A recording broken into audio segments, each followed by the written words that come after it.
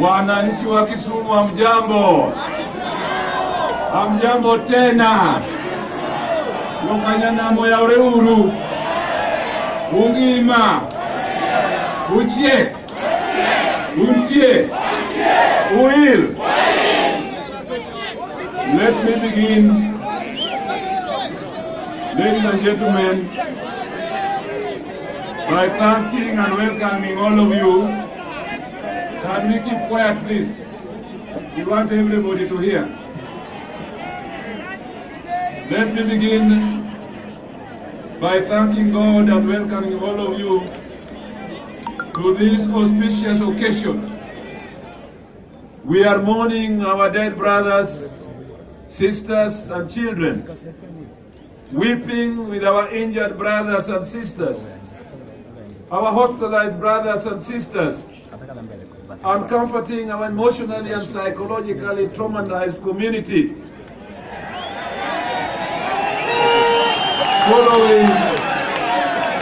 Following state brutality since the disputed election results were announced, let us observe a minute of silence and prayer in honor of baby Samantha Pendo, representing those who have been brutalized to death by the very authorities who are supposed to protect them, as well as for my brother-in-law, Chris Musando, who was brutally murdered for standing for truth in the nation of Kenya. So may I ask you, the good citizens of Kisumu and our friends, to observe a minute of silence.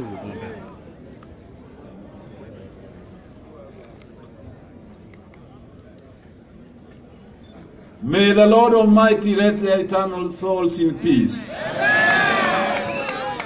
Ladies and gentlemen, in this very sports ground, a few days ago, almost a week now, we set up tents here to my right, which are set up there to be a rescue and emergency center for those who have been hurt, who need hospitalization, and who are traumatized. We have counselors there, we have legal officers there, we have nurses there. So far, we have received about 171 people whom we have directed to proper counseling and proper care. I ask you all, as indeed World Vision, Red Cross, Kisumu professionals in Nairobi and many others have joined us to bring food and care to our suffering brothers. We also requested the national government and the county government to reduce the budget of this occasion by about 10 million shillings to give support to our suffering brothers and sisters. Bwana Yesu asifiwe. Allah be great. Jah lives. I call upon you. I call upon you, the people of Kisumu County, including the people of cosmopolitan Kisumu City, an inclusive city for all the people of Kenya and all other nationalities of the world, to rise up for a moment above the misery that has befallen us and come together determined to build this country for a better future for our children and our children's children. I would like to thank the Lord God Almighty, the God of all ages, in whom we live and move and have our being. Without him, the world is but an incomprehensible setup. But with him, the fruit of our labor is blessed. Our desires and intentions are made powerful, and our lives most rewarding. The God was, the God is, and God will always be supreme during elections and at ordinary times. It does not matter how many times we try to cheat him, to hide from him, and even to try to hack him. When all is said and done, God will finally catch up with us when the truth catches up with us. I would certainly like to thank those who have made this day possible. Those who have given me the special opportunity to become the second governor of Kisumu County. From Andingo Panga up the hills in Nyakach to Onenonam in Muroni bordering Nandi County, you made your choice. From Nyamarwaka in West Seme to the hills of Nyabondo in Kajulu, you took a stand.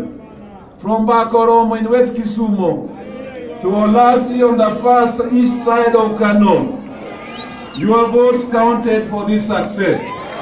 I thank you abundantly.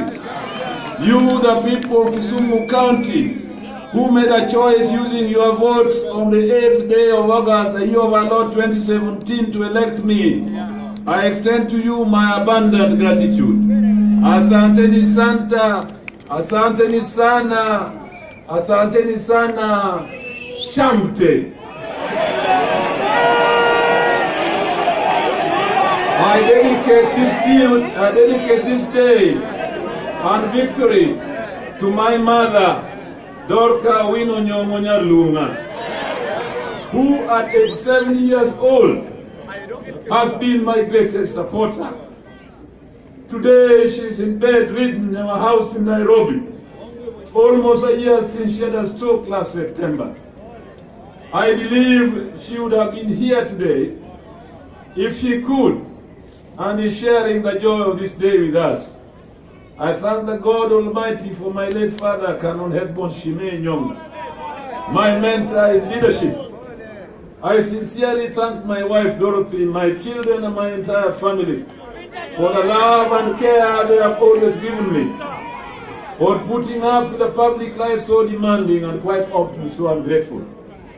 I want to thank them for being so dedicated to serve Kenya and for sacrificing so much over the last 37 years of my public life.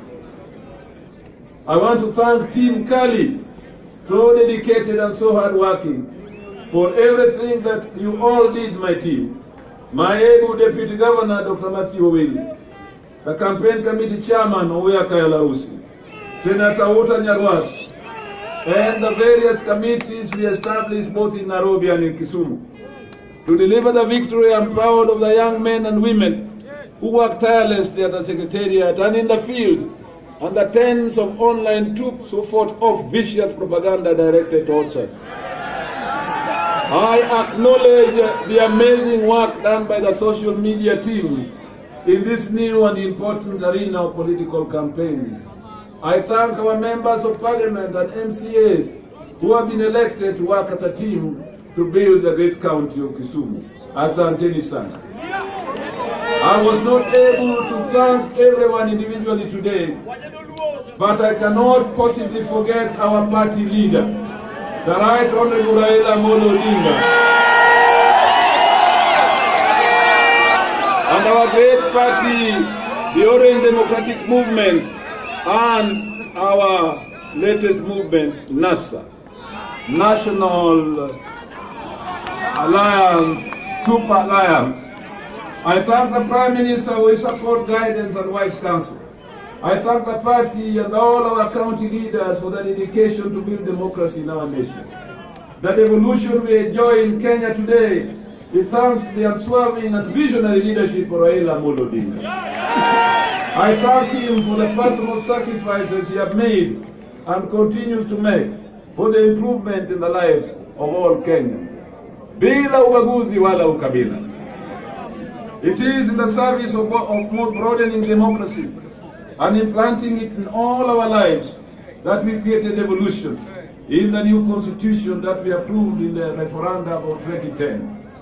After the first 5 years of devolved government in Kisumu County, unfortunately, the county has been a disappointing underachiever, but with great potential. This has come as a result of poor leadership and bad governance. We must not lose the gains and goals of devolution. We must take devolution to the people, root it in the villages, let public resources be used to change the lives of our people for the better. starting right in the villages and the estates where the people live in Kisumu County. And that is why I presented my manifesto to the people of Kisumu. I said this is our promissory note to you on the implementation of the proposals in this manifesto. My government will be judged after 5 years. Ahadi in deni, single and going. In fact, as soon as the country assembly is constituted, we will table this manifesto formally to the MCAs and follow up with a 3-day seminar for us to discuss the future of our county together. I thank you. Notwithstanding all that, ladies and gentlemen, within the first 100 days, we want to do the following urgent things. Thing 1, establish proper governance in the Kisumu city by creating a city management board and a city manager. Thing 2, clean up the city and remove the takataka at the top.